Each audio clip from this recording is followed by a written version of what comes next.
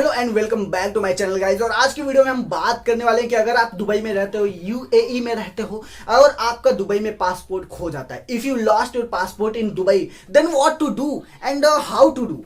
तो इसके ऊपर पूरा डिटेल में बात करेंगे कि भाई आपको करना क्या चाहिए अगर आप दुबई में रहते हो, तो इसका प्रोसीजर क्या है, आखिर हम क्या करें। देखो बहुत सारे लोग परेशान हो जाते हैं। अगर आप पाकिस्तान से, इंडिया से, बांग्लादेश से, चाइना से या किसी भी कंट्री से हैं और दुबई में अगर आप हो और वहां पर आपका पासपोर्ट खो जा रहा है तो फिर बहुत ही ज्यादा टेंशन होने लगती है। भाई आखिर मैं करूं क्या, क्या करना चाहिए, क्या नहीं करना चाहिए, और मेरा पासपोर्ट कैसे आएगा। बहुत ही ज्यादा हम सोचने लगते हैं कि आखिर भाई काम क्या करें यार, पासपोर्ट कैसे हमारा आएगा, हमें पासपोर्ट नया कैसे मिलेगा।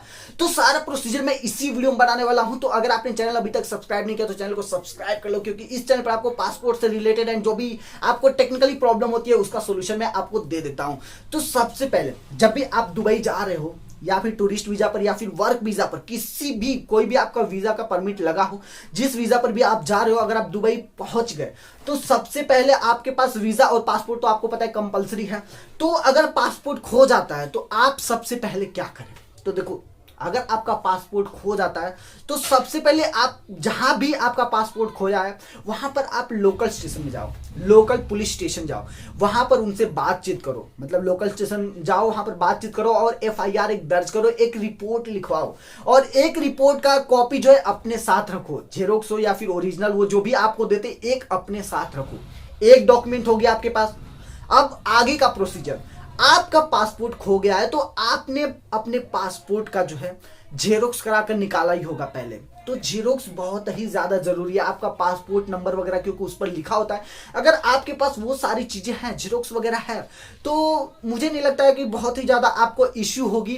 क्योंकि देखो, पहला आप जो है आपके पास रिपोर्ट कॉपी आ गई, एंड सेकेंड जो है आपके पास पासपोर्ट का जेरोक्स होना चाहिए, एंड थर्ड आपके पास वीजा का भी एक जेरोक्स कॉपी होना चाहिए अगर वीजा भी खो गया है तो। अगर वीजा ओरिजिनल है आपके पास और कुछ स्टिकर जैसा है, स्टिकर जैसा, तो उसको भी आप ओरिजिनल है तो कोई दिक्कत नहीं।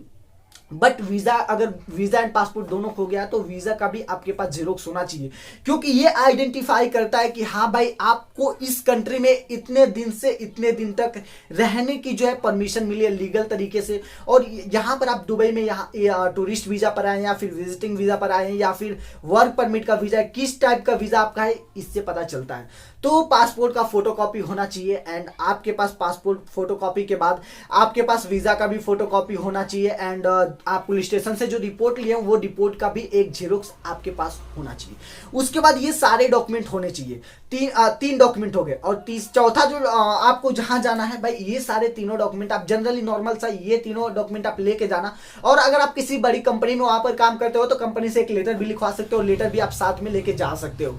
एंड उसके बाद आप अगर इंडिया से हैं, पाकिस्तान से हैं या फिर किसी भी कंट्री से हैं तो आप अपने कंट्री के एम्बेसी में चले जाना। जैसे कि अगर इंडियन अगर आप हैं तो इंडियन एम्बेसी में जाना, अगर आप पाकिस्तान से हैं तो पाकिस्तानी एम्बेसी में चले जाना।